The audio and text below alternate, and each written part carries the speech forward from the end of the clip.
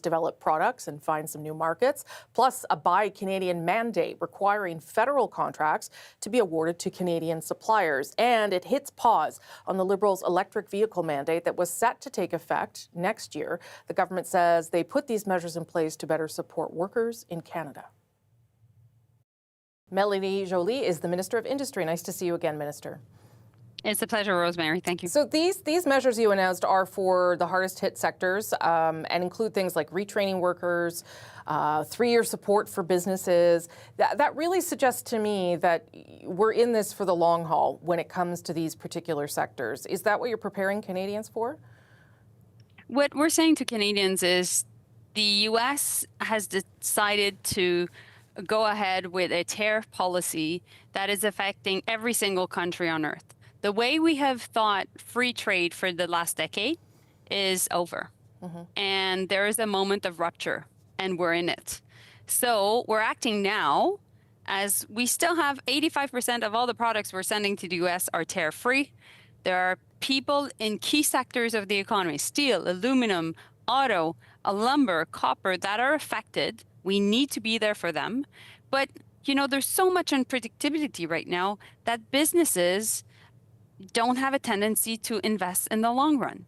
So what we're announcing today is that we're acting now, but also we're thinking ahead and we are working for the long term. So that's what we're announcing today. If it's a long-term project, that is part of the response, certainly, but that is a reshifting of the Canadian economy that is going to take a long time.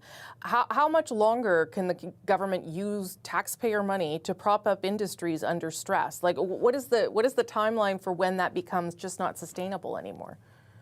Well, we're using different tools of the government to make sure that we can support our different industries. And that is clearly through the Buy Canada policy, Buy Canadian policy, that ultimately we can support our different companies here, manufacturing here at home, through our defense procurement also. What I've heard time and time again as the minister in charge of the economy is companies want contracts rather than subsidies.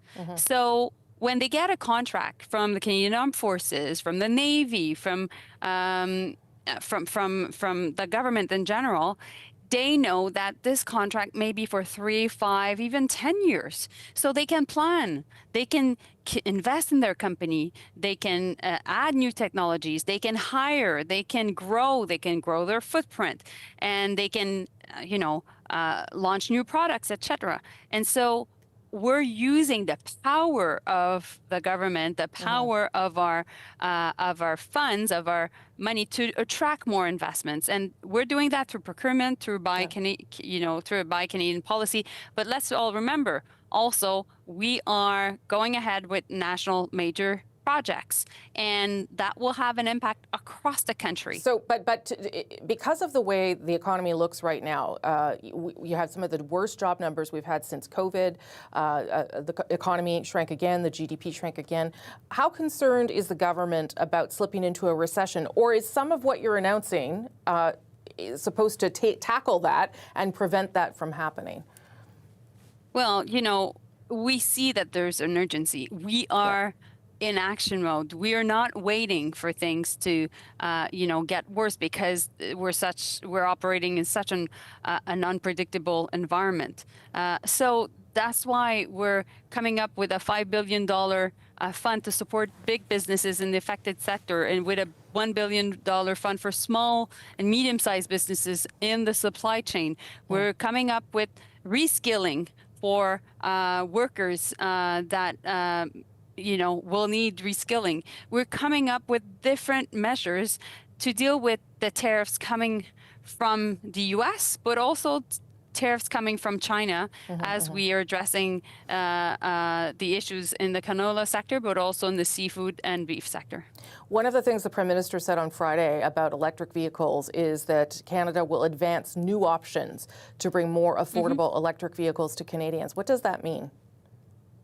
It means that there are a couple of things. We have still limited options when it comes to electric vehicles Yep. being sold across the country. We want to do more in Canada. So I know that there are many companies that are looking at doing that, but at the same time, our auto sector is very much linked to the American one, and the sector is under 25% tariffs. You know, why it's not going on well in the auto sector has nothing to do with EVs. It has everything to do with tariffs.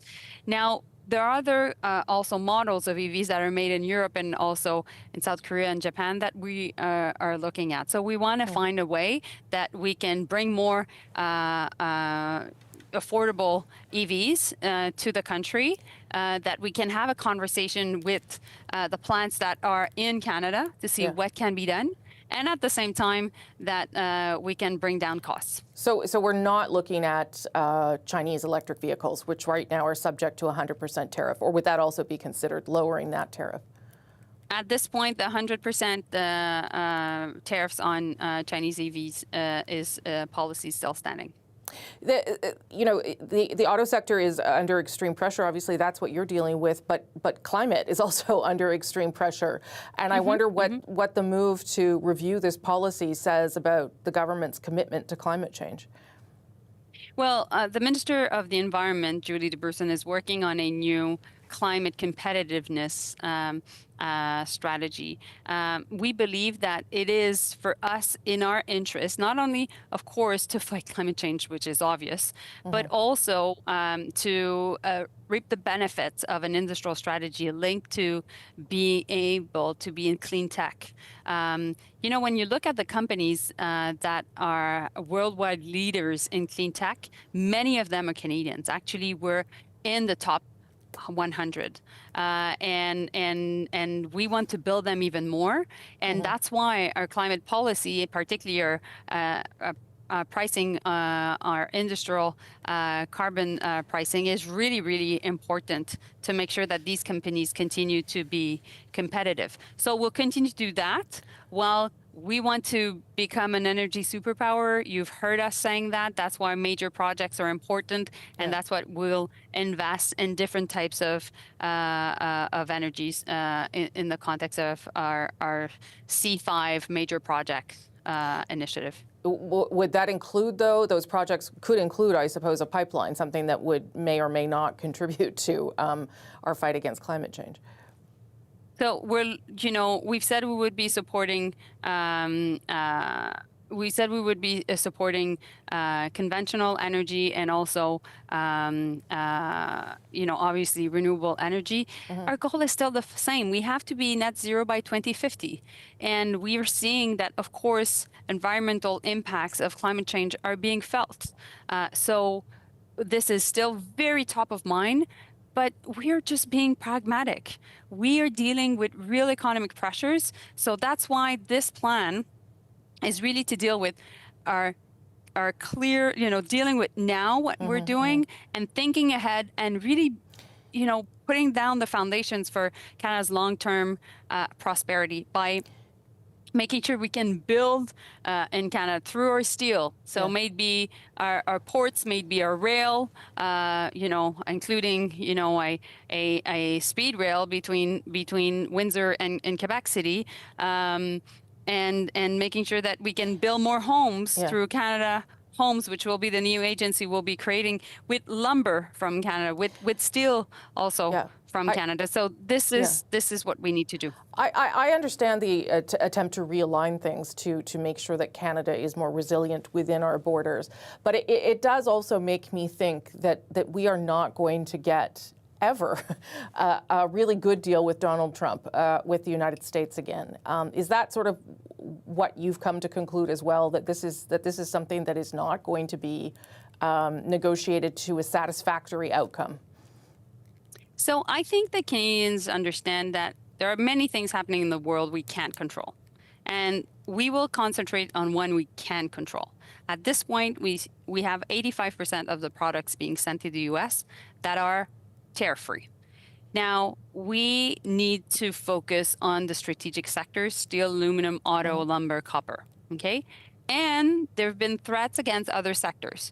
Yep. So rather than going industry specific, we're going through a comprehensive package which is dealing with all industries to deal with not only the sectors affected, but the threat of unpredictability that is making capital allergic to investment.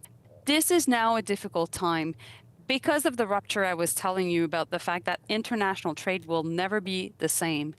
This is a time where there is a real transformation in our economy. And if we're not smart and acting fast, it will really have an impact on Canadians and our livelihoods. So that's why there's a sense of urgency, and that's why the government is acting. Mélanie Joly, always nice of you to make the time. Thank you very much. It's a pleasure. Take good care.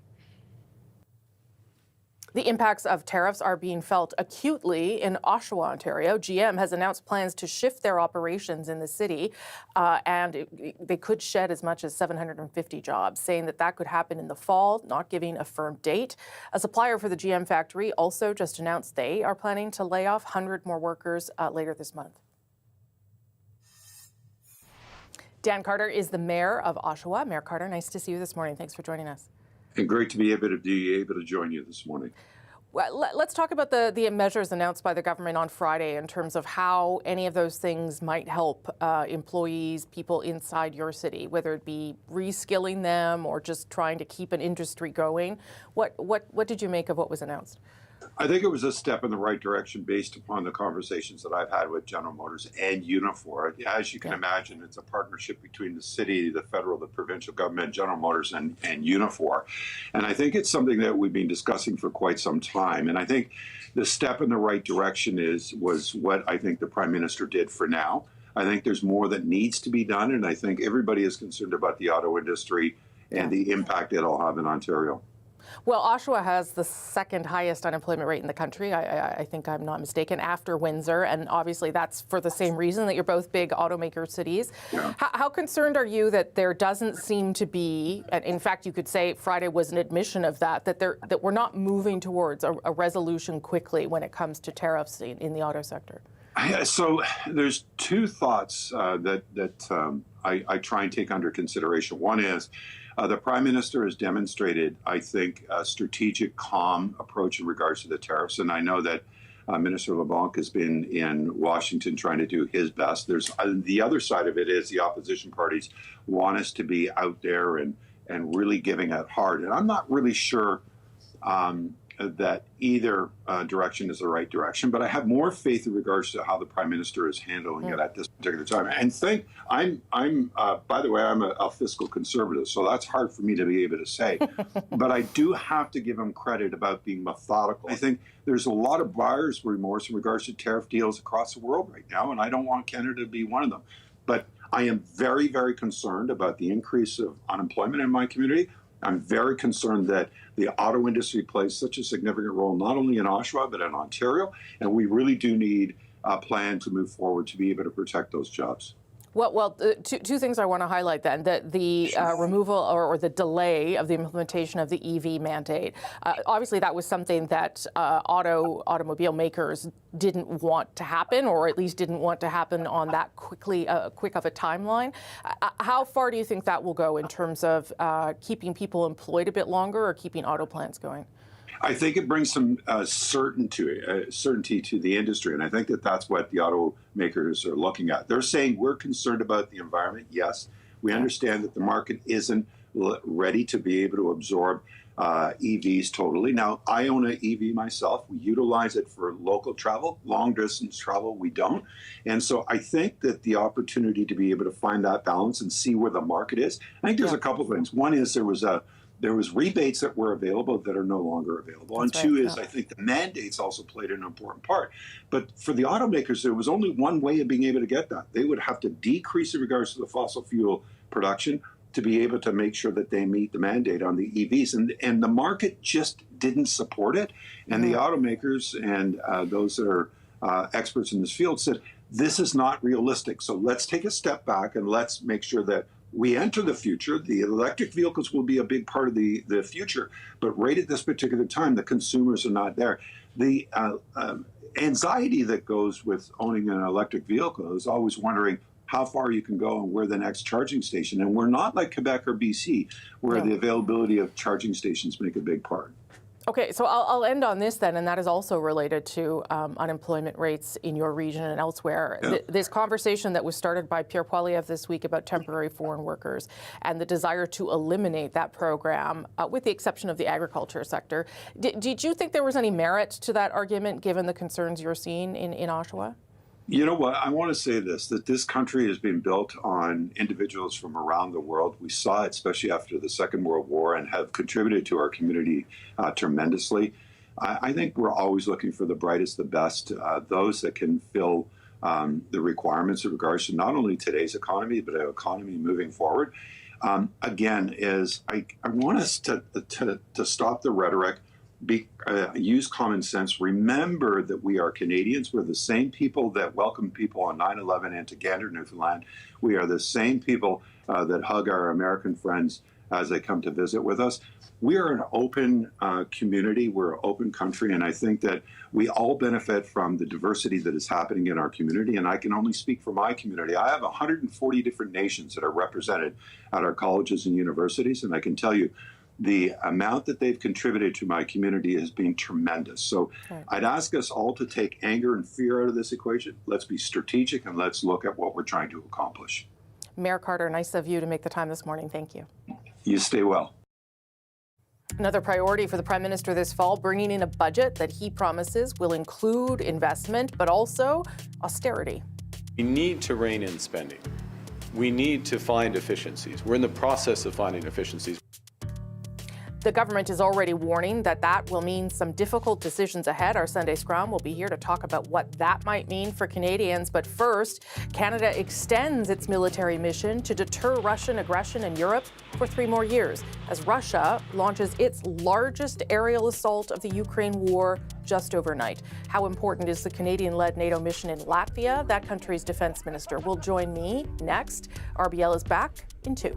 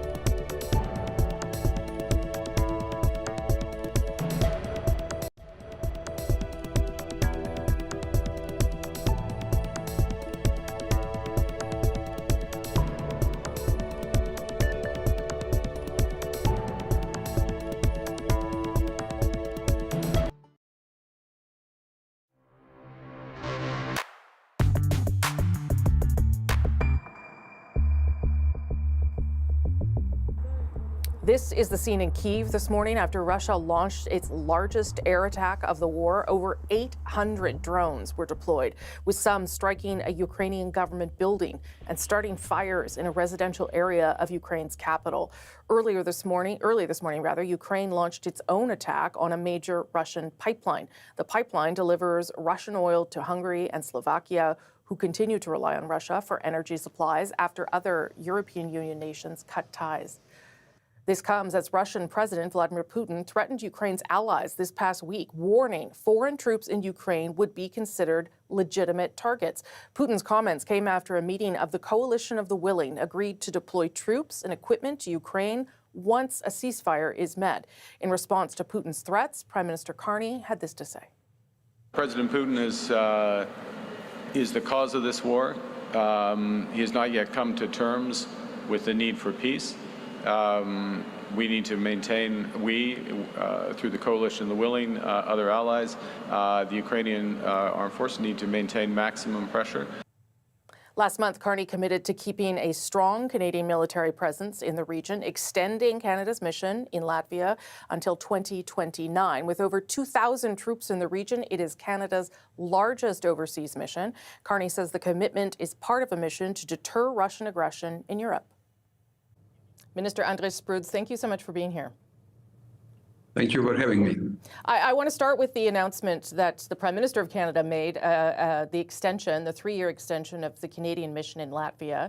Tell me why this is important to your country and what it means for the broader war in Europe.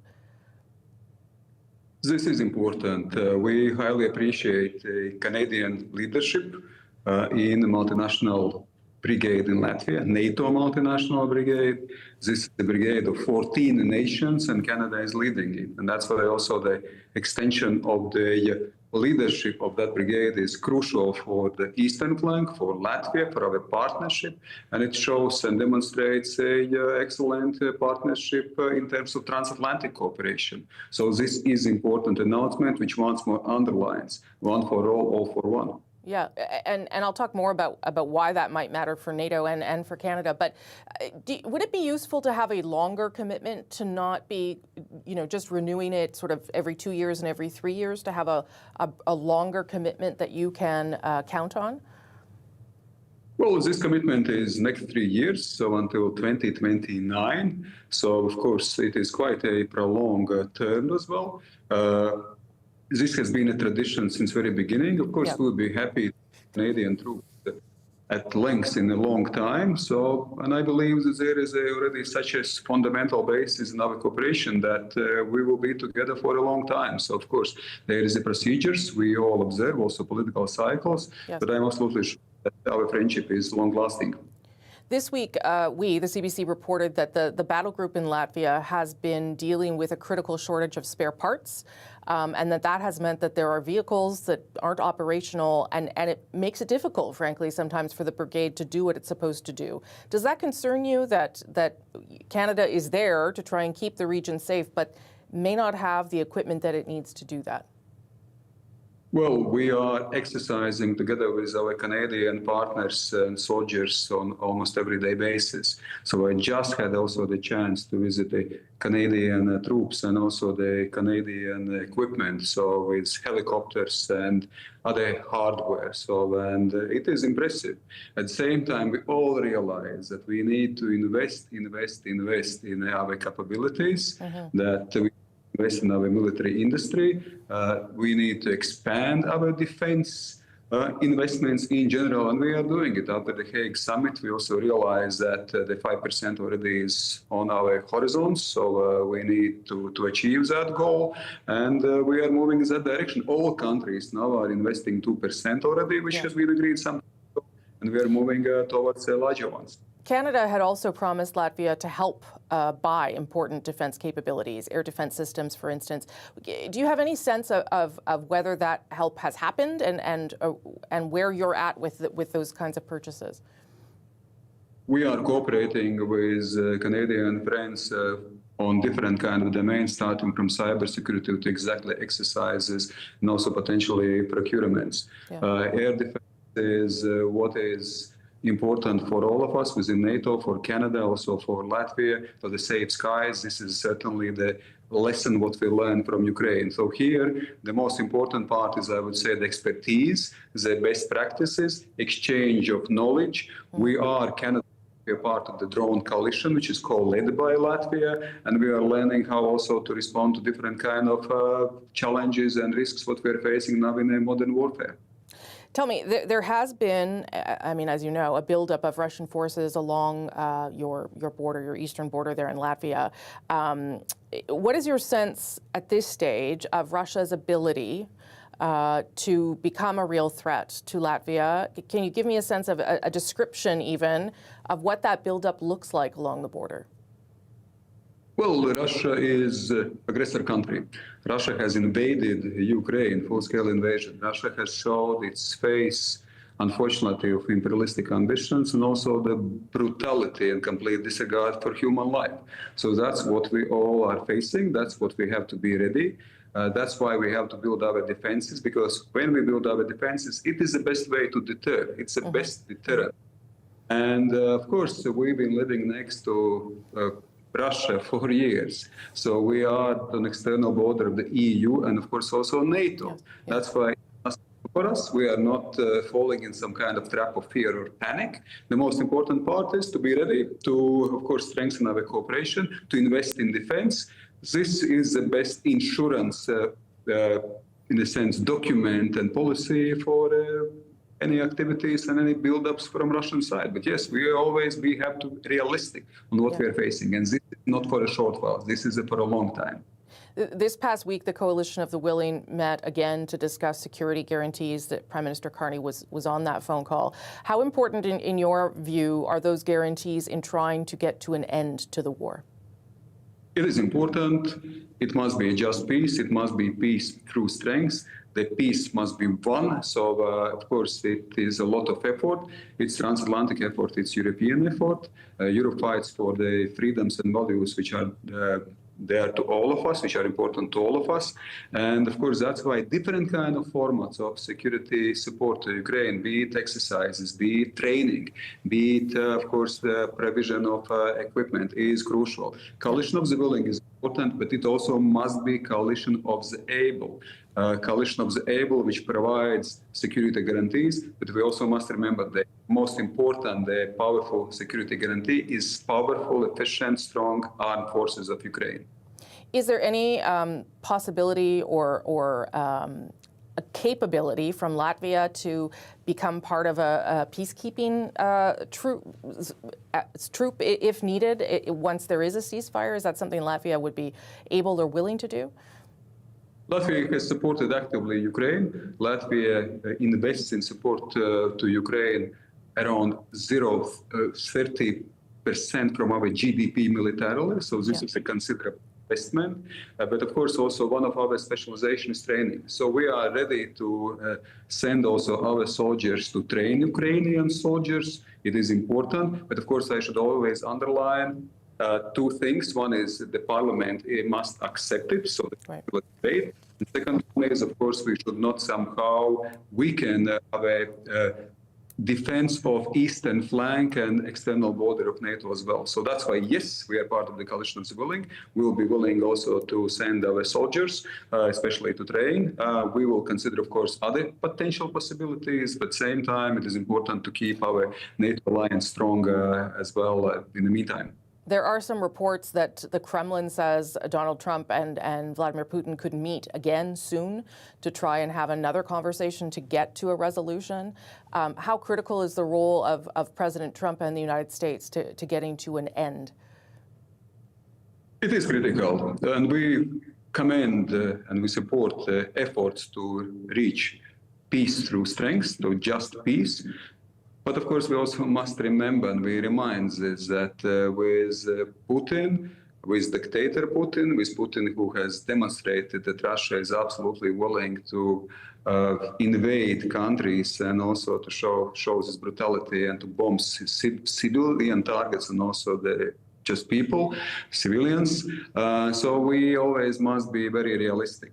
So what Russia is dealing with. It seems everybody wants to have a peace apart from one country.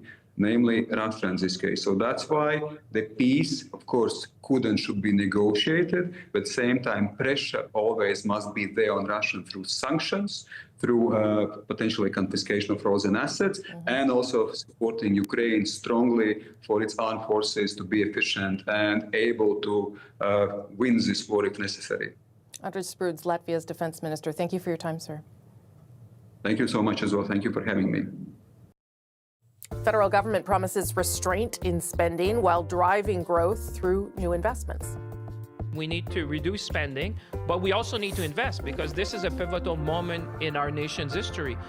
The last time I've seen anything like that, you would have to go back to 1945, where we basically, as a nation, we sit back and we say, what do we want to be as Canada?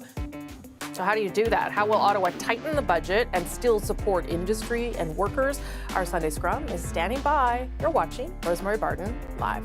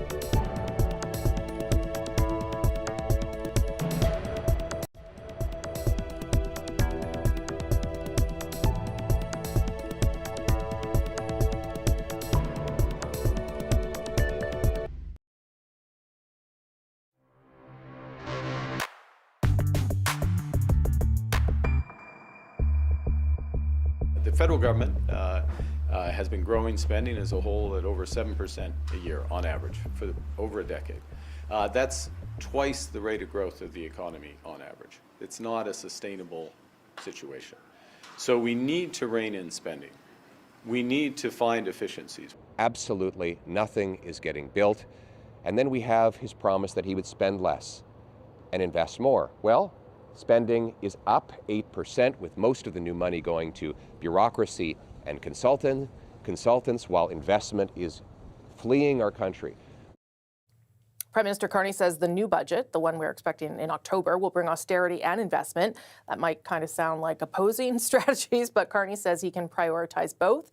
How can he make that work? What other plans should Canadians expect as the government plans for its first budget and grapples with some real economic challenges? Let's bring in our Sunday Scrum. Stephanie Levitz, a senior reporter with the Globe and Mail's Parliamentary Bureau. Rob Russo is the Canada correspondent for The Economist, former CBC Parliamentary Bureau Chief, and Catherine Levesque is with the National Post. Good to see you all again. I'm going to start with you, Catherine, on this one. So they're looking for 15% cut across all departments over 3 years to deal with some of the growth that has happened inside government and in the public service, I guess. What are you watching for? How do you think this might look once we get it in October? Yeah, I wouldn't want to be in François-Philippe Champagne's shoes because I think he has a very difficult task ahead of him. Look, every department until now has already laid out their plan as to how they intend on getting to that 15% within 3 years. So, you know, my understanding is they still haven't had any decisions as to what will be cut exactly. But look, this will have very real consequences for Canadians. And I think, you know, we might see some very vivid reactions coming in this budget, you know, depending how much cuts we're seeing from each department. You know, one department that I'm looking in particular is what is going to be happening with Indigenous peoples, you know, Crown Indigenous Relations and Indigenous Services. You know, I was seeing the AFN chief, the Assembly of First Nations, saying this week that the very massive investments and massive spending that has happened under the Trudeau years has started to produce results, and now is not the time to stop. So I think, you know, this is just an example of the type of reaction that we might see moving forward with these cuts. But let's look, austerity and investment, you know, this just means there will still be spending. It's just we're going to be making some different choices within the federal government. Yeah, I mean, defense spending, for instance, is becoming a huge amount of money for the government. So that means something has to come from somewhere else. Rob, you alluded to it in the last hour, but this is sort of the challenge facing the government. But it's a challenge that of their own making. They have put these targets in place. Yeah, and it's really kind of a fiscal two-step they're trying to do on several fronts. They want to cut spending. And yet they want to increase defending. They want to restructure the economy at the same time that they're buttressing, as they did on Friday, the old economy. They want to diversify away from Donald Trump and trade with the United States at the same time that they need to hang on to trade with the United States. Mm-hmm. I spoke to Mr. Hodgson about 10 days ago, and I asked him, if you were to tell me what 6 months from now, a year from now, 2 years from now, whether or not our trade with the United States would still be at 3/4 of our exports, how would it look? And he said, well, I'd love to see that number actually stay the same or go up in terms of how much we're exporting to the United States, but we want to increase it at the same time. And that tells you, increase it with Europeans and Asians. Mm-hmm, mm-hmm. That tells you just what kind of a needle they're trying to thread, how difficult it is to try and actually thread that needle while maintaining hope for segments of the economy, particularly younger people who are in some despair. There's a lot of money on the sidelines. There's a lot of money that's not being invested, and that's keeping jobs for younger people at bay. This is not a lovely time to be in government. It's going to be a difficult time to be in government. Yeah, Steph? Yeah, I mean, I was trying to think of another dance metaphor, to riff off what Rob said. Is this a waltz? Is this a tango? One of the issues and one of the things I'm going to be watching for in the months to come is that it's been pretty clear with Mr. Carney since he became leader of the Liberal Party and into the next election that there are things he prioritizes and things he does not. And the things that he does not prioritize, I'll just give a for example. Let's cast back to his very first cabinet, and there was no minister for people with disabilities. There were, questions about his commitments to longstanding Trudeau-era social programs, and also programs like pharmacare and dental care.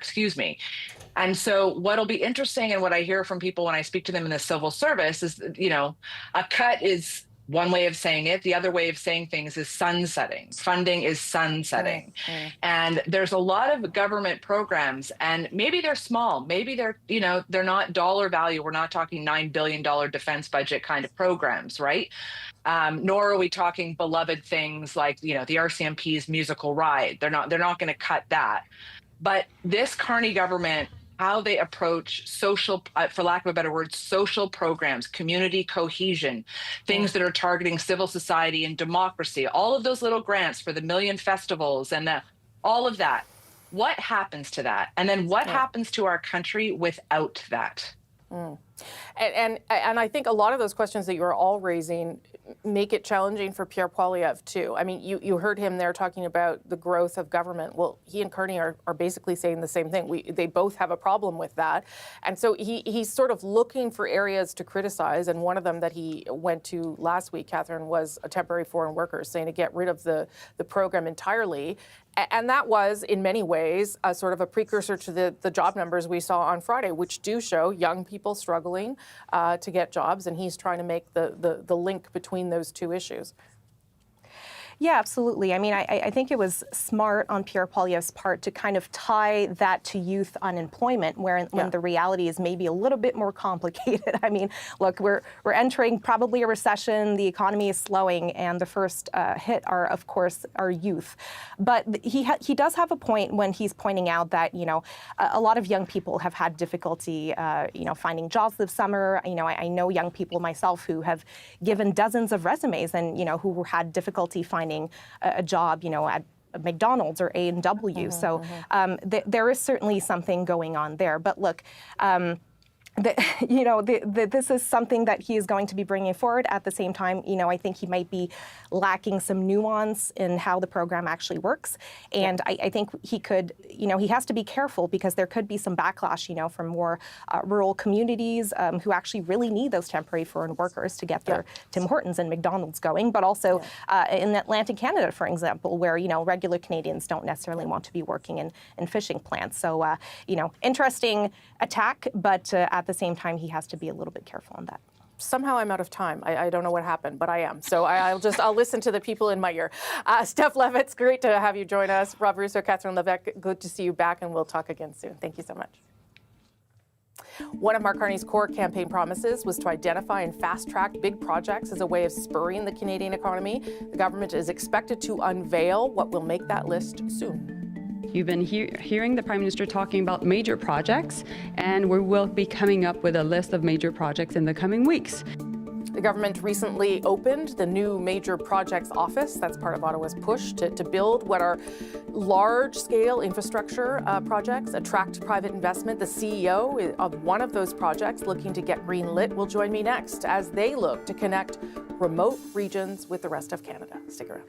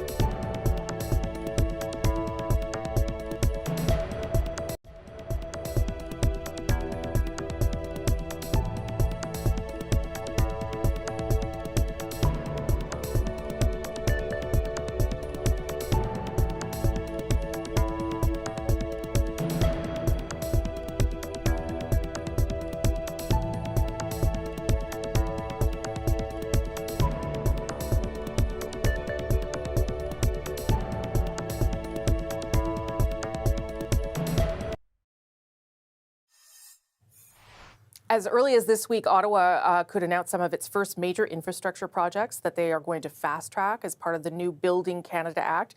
That allows the government to pick a project as being in the national interest and then qualified for faster approval process. One potential project is in Northern Canada. The Kivalliq hydro fiber link would start in Manitoba and connect 7 sites in Nunavut to electric grids and high-speed internet, removing dependence on diesel generators and satellite providers. Planning and assessments for the project has been ongoing since 2018, with the Manitoba and Nunavut premiers signing an MOU to work on it back in April. The project expected to cost around $3 billion. Anne-Raphaël Edouin is the CEO of the Nukik Corporation. They're overseeing the development of the Kivalliq hydrofiber link, and she joins me from Rankin Inlet, Nunavut. Nice to see you this morning. Thank you for having me. Good morning. So this, if describing the project, it seems to fit a lot of the kind of criteria that the federal government is looking for. What kind of conversations have you had about potentially getting support for this project? Well, look, as you said, the project has been discussed for many years, and the project is supported broadly and has been mentioned in many federal budgets over the years. And in recent years, we've been captured as a national priority, certainly as a nation-building undertaking. Right now, with the framework that we've been given to work with Bill C-5 and with, the Major Project Office, we continue to enjoy a broad level of support, and we see the MPO as being a bit of a home for the project and streamlining a lot of those conversations. And I think one of the things, and correct me if I'm wrong, but I think Natan Obed has talked about this, the head of the ITK, of course, that one of the ways to sell the project is that it could also fit into what seems to be a priority for the government around Arctic sovereignty and sovereignty in the North. Can you explain how that would work? Yeah, completely. So, I think a bit of background is important to answer that question, because right now, all the energy needs and, communication needs are met in Nunavut by relying on foreign systems. Right. So Nunavut relies 100% on foreign diesel to power its everyday needs. And also connectivity is supported mostly by Starlink, which is, as we all know, owned, in the US by the US.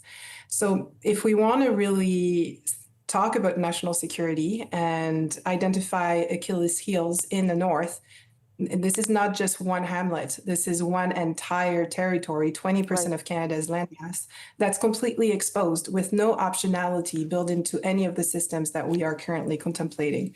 So the project is a real multi-purpose, dual use and beyond green infrastructure that will bring domestically owned and operated power from Manitoba, and also domestically owned and operated fiber optic for connectivity. So it does meet that national defense lens of analysis. And this is the articulation of the conversations we've had with them. One of the things I think, though, that the government is looking for when it talks about these projects are projects, yes, that do all the things that we've talked about, but it doesn't necessarily mean that the government wants to hand over billions of dollars of money. It's looking for investment from the private sector. What are you looking for, given that there already has been a lot of money put into this? Yes. So, I think we're in good company in the sense that I guarantee that every single project that's going to make it on that list, on that major project list, is going to A, be in the billions of dollars, and B, require the enablement of the federal government to a degree.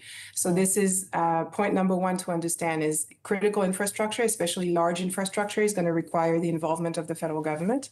Sure. What we have analyzed on the Kivalliq hydrofiber link is that the project is really an investment. Currently, for an entire territory, again, that has to rely on burning the dirtiest form of diesel, it's called Arctic grade diesel, and that has no other solutions than to rely on satellite connectivity, we're essentially heading into a wall. And so the clock is ticking, and it has been ticking for decades. And we are having those discussions so that hopefully the federal government can streamline some of the critical work that we have ahead of us, but also understands the benefits. Because it's not just that those projects are expensive or cost money, but the most important thing to understand is that it will be transformational. It will be a complete game changer in terms of opening an unprecedented era of economic growth for the Arctic that has been completely unleveraged for a long, long time. I'm talking about jobs. I'm talking about GDP contributions above $3 billion during construction alone. And also leveraging the Port of Churchill, because where do we think all of those construction material will come from? Yeah. If the Key Valley Region of Nunavut booms, Churchill booms. And that's the integrated view that we need to take for regional development. I just have 20 seconds left. I was up in Nunavut with the Prime Minister on his first trip. So this is all the stuff, as you very well know, that he's been talking about. What do you think is the likelihood that you will get the green light from the Major Projects Office? Very high. Very high. Okay, so then we'll talk again. And Raphael Adouin, thank you so much for your time. I really appreciate it. Thank you for your time. Okay, bye. Have a good day.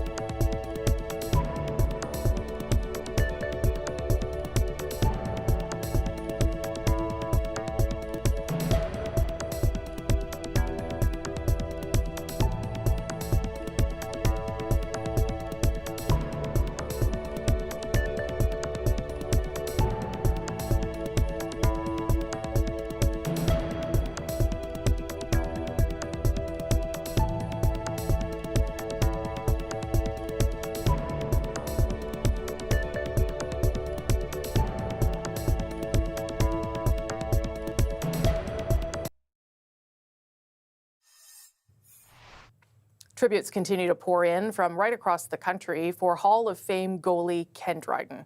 Of course, most Canadians remember him for his career on the ice. After retiring from the NHL, though, Dryden became an author and, for our purposes, a politician, serving as Liberal MP for Toronto's York Centre riding from 2004 to 2011. He was also, during that time, the Minister of Social Development, notably pushing to create a national child care program before the government fell and there was an election. He went on to enter the Liberal Leadership Convention in 2006 to replace Paul Martin. Ken Dryden died after a short battle with cancer. He was 78 years old.